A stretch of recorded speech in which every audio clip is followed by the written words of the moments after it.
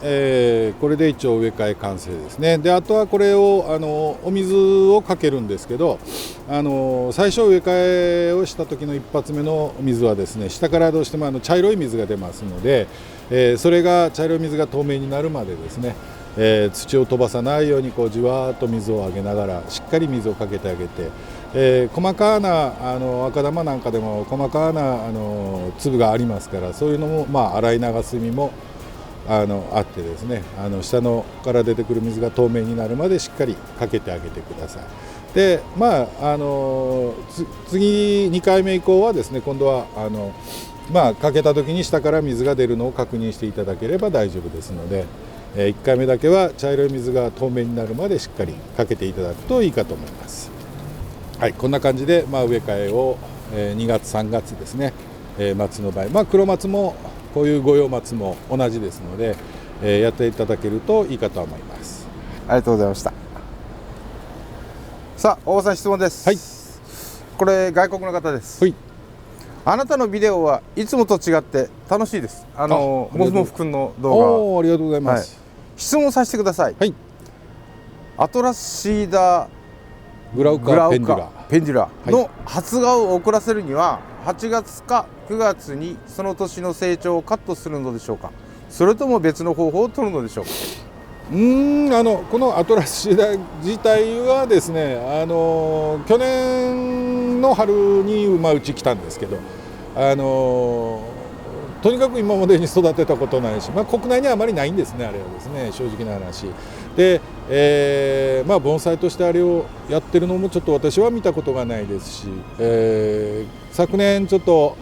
初めて来て、で初挑戦でいろいろ挿し木なんかやってみたりしたんですけど、でちょっと昔からもう何十年も挿し木やってるっていう方にもお手伝いいただいて、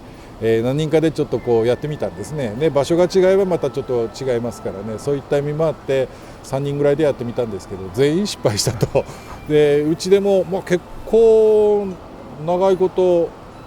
緑は残ってるんですけどね、根がいつまでたっても出ないと。でそのうちそのまま枯れてしまうという形でですね、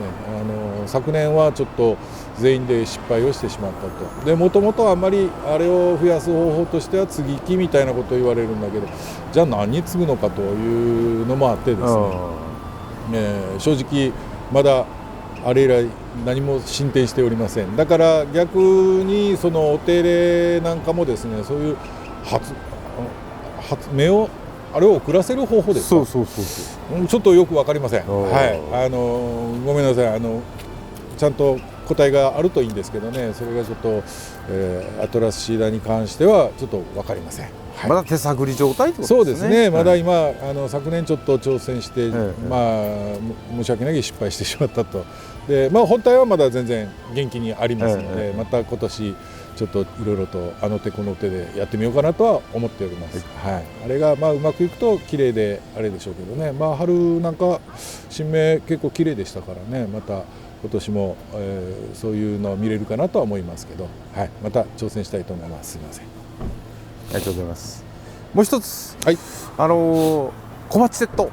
小鉢セット、はい、が最初話したようにペルの方に購入していただいたんですけど、はい、あれ大場さんのところ入手は可能なんですか。いつでもっていうわけじゃないんですけどね。そうそう簡単に手に入るものでもない。今なかなか鉢自体をあんまり作ってないっていうのもあるし、で新品鉢で最近出てる分でっていうと結構お値段もするのでですね、で昔からあるやつでああいう中古を結構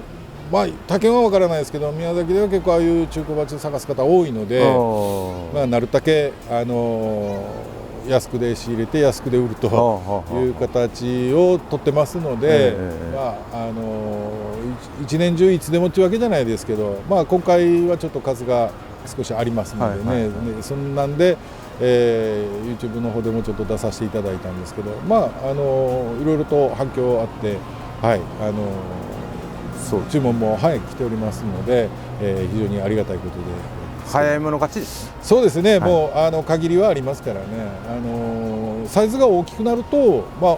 た鉢もあるんですけどね、なかなか最近大きい鉢使う人も減ってきておりますので、YouTube で全ての鉢を紹介するのはちょっと難しいでしょうけど、近くの方であればですね、ぜひお店の方にも来ていただければいろいろ鉢はありますので、お値段もピンキリです。でっかいから高いってわけじゃないので、いろいろありますので、またぜひ、お問い合わせお電話でも構いませんし、していただければと思いますが、ありがとうございます。これは長寿梅ですね。春が一番花は多いんですけど、一年中ちょこちょこ花をつけるので大変人気なんですけど、で、この間も後ろの方いっぱい咲いてたんですけどね、まだつぼみがちらほらと出てきてます。でこれから、ちょっとずつ数も増えていくんですけど、長寿梅、よく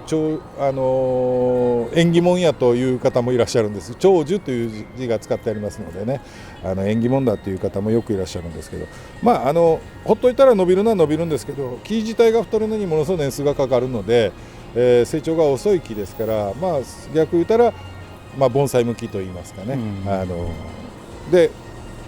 剪定の仕方によっては花つきが全然変わってくるので、別に難しいわけじゃないんですけど、伸ばしっぱなしにせず常にちょこちょこ切ってあげてるとよく花が咲くという種類ですね。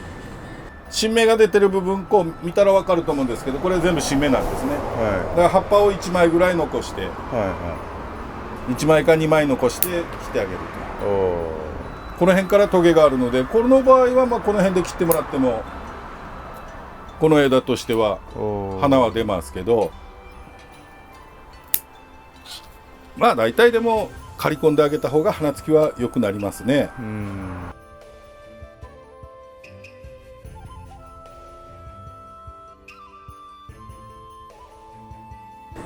これ今花ついてますけど、はい、この時期も咲くんですかね。そうですね、この時期もこうやって咲きますし、ほったらかして伸ばしっぱなしにするとなかなか咲かないんですけどね、結構こう言って花ついてくれるので、結構今海外の人も結構好きなんじゃないですかね。これいろいろとお問い合わせもありますけど、国内でもこの赤花と白花と2種類あるんですけど、非常に人気の種類ですね。長寿梅って言います。今度黒松ですね。昨年の春の植木市の時に3月だったですかね、こういうミニ盆栽のっていうので植えたやつの、鉢に植えたやつも他は全部ちょっと売れちゃったんですけど、で実際にこういうのをちょっとほぐしていくんですが、もうこれはほとんど山砂ですねだけで植えてありますね。でこういう未生の苗なのでまだそんなにまで年数経ってないですから、もう簡単にポロポロ砂が取れていくんですけど、実際に巻いていくんですが、せっかくですのでこの幹にもこうやって巻いていきますね。これを下にぐーっと引っ張りながら木を固定していきます。上の方からまた用土を入れていきますので、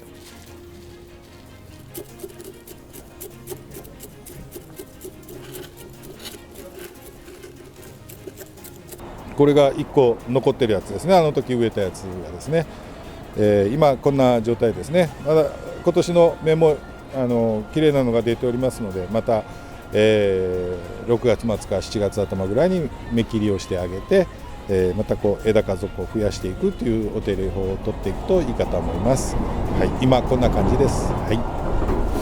続いてこれは昨年11月の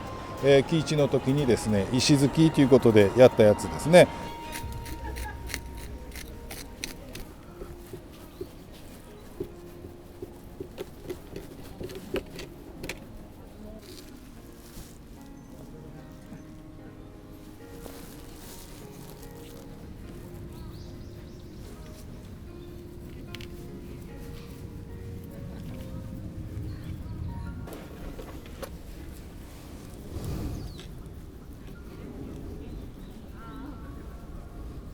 水をかけた時もしばらくは苔の上を押さえていただくと馴染みが早くなりますので、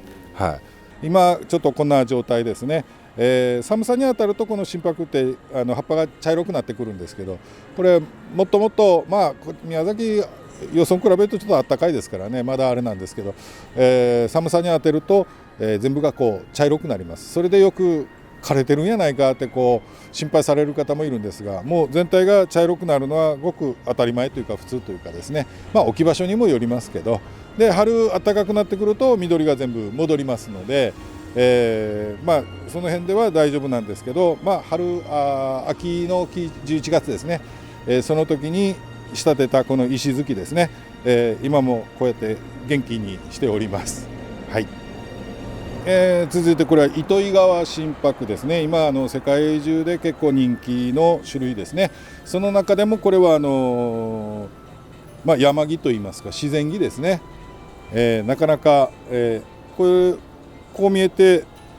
年数は結構経ってるやつですね。ちょっとおしゃれな感じであります。鉢も商船のいいやつに入ってますので、こういうのも今、ちょっと少し茶色みが上がってますけどね、これも春になるとまた、暖かくなれば緑がきれいになりますね。はい、糸魚川心拍です。